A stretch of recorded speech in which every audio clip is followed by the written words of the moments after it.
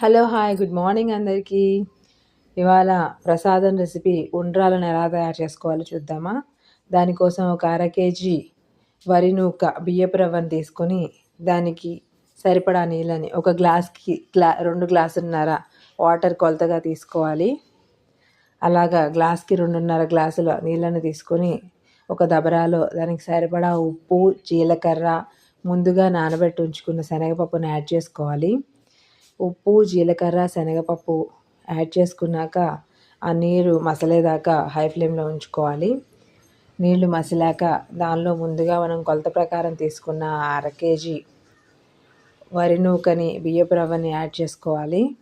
Add చేసుకుని దాని మీద మూత పెట్టేసి ఉంచుకోవాలి. సిమ్లో ఉంచుకొని లో ఫ్లేమ్లో పెట్టుకొని మనం దాని మీద మూత పెట్టి ఉంచుకోవాలి. ఒక 10 నిమిషాల్లో మనకి ఉప్మా లాగా రెడీ అయిపోతుంది. అది కట్ అయ్యకూడదు, అప్పుడే ఆఫ్ చేసేయకూడదు. రెడీ అయ్యాక కూడా ఒక 3 నిమిషాలు అలాగే లో ఫ్లేమ్లో ఉంచుకొని దాన్ని మగ్గబెట్టుకోవాలి. తర్వాత కిందకి దించి చల్లారబెట్టుకోవాలి. చల్లారబెట్టేటప్పుడే మనం కొద్దిగా నేతిని యాడ్ చేస్తే ఉండలు కట్టుకోవడానికి చక్కగా నీట్గా ఉంటుంది.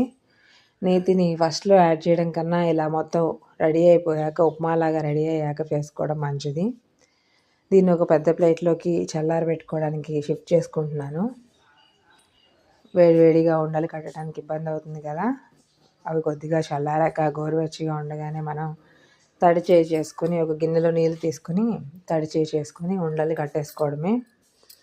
అంతే, వినాయకుడికి ఎంతో ఇష్టమైన ఉండ్రాల రెసిపీ రెడీ అయిపోతుంది. సంకష్టహర చతుర్థి సందర్భంగా నేను ఉండ్రాలు చేశాను నిన్న. మీరు కూడా ట్రై చేయండి.